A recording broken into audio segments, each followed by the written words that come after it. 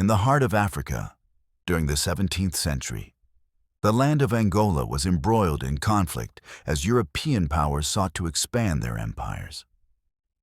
Kindly subscribe and share is one remarkable figure emerged from these turbulent times. Queen Nzinga.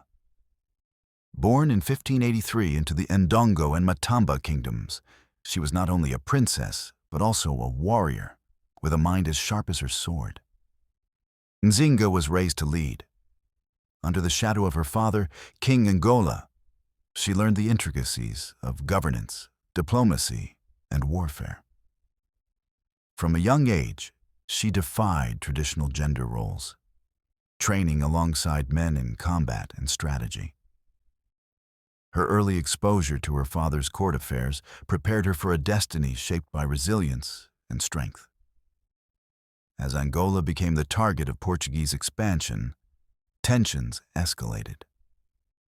The Portuguese, seeking control over trade routes and the slave trade, began to encroach on Nzinga's homeland.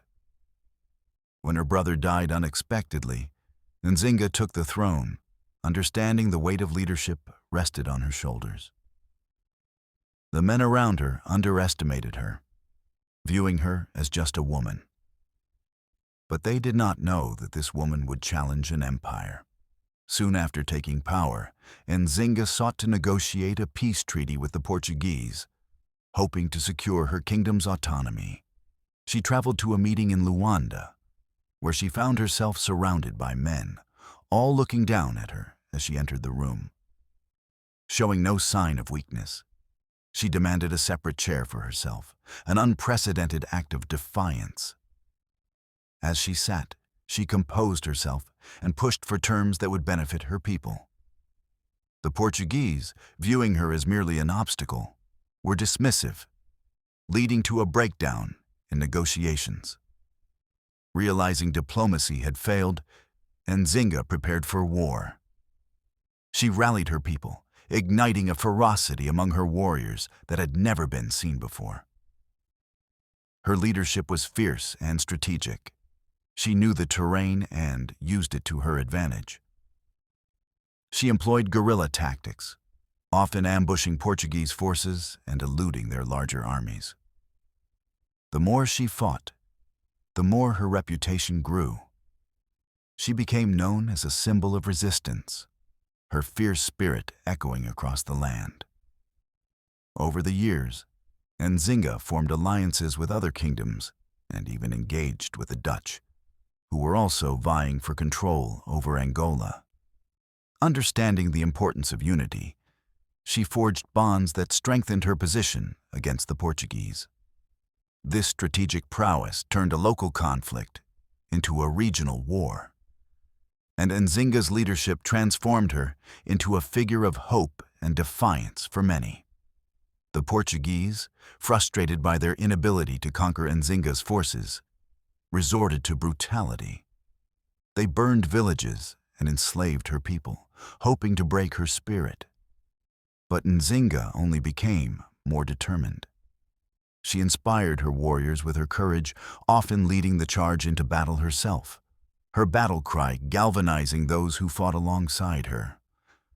Her fame grew further, and even her enemies began to respect her. As years of conflict stretched on, Nzinga grew weary but undeterred. She became a master strategist, using deception and intelligence to her advantage, constantly outmaneuvering the Portuguese forces. Each victorious skirmish became a rallying point for her people, and Nzinga was more than just their queen. She was their heart. However, as with all tales of valor, the relentless war took its toll. Over the years, despite her unwavering spirit and brilliance on the battlefield, the tide began to turn. Her alliances shifted, as some sought peace with the Portuguese, believing the price of continued war was too high. Nzinga, undaunted by the betrayal, continued to fight, her resolve unbroken. Eventually, after years of struggle and sacrifice, the Portuguese managed to gain the upper hand, aided by treachery within her ranks. Despite losing battles and territories, Nzinga refused to capitulate.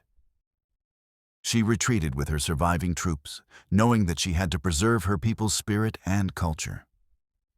Her legacy would not end in defeat. Instead, she transformed into a symbol of resistance against colonization. Ultimately, Nzinga died in 1663, a warrior queen whose fierce bravery and indomitable spirit had rallied a kingdom and inspired generations. She left behind a legacy not only of resistance, but of empowerment. In a world where women were often subjugated, she stood as a beacon of strength, forever engraved in the hearts of the people of Angola. Even today, Queen Nzinga is celebrated as a national hero, a warrior queen who fought for her land, her people, and her freedom. Her story transcends time, reminding all who hear it that courage, resilience, and strategic brilliance can ignite the flames of revolution, shaping the future for generations to come. In the annals of history, her name continues to resonate. Queen Nzinga, the warrior queen of Angola, who dared to challenge an empire and fought fiercely for her legacy.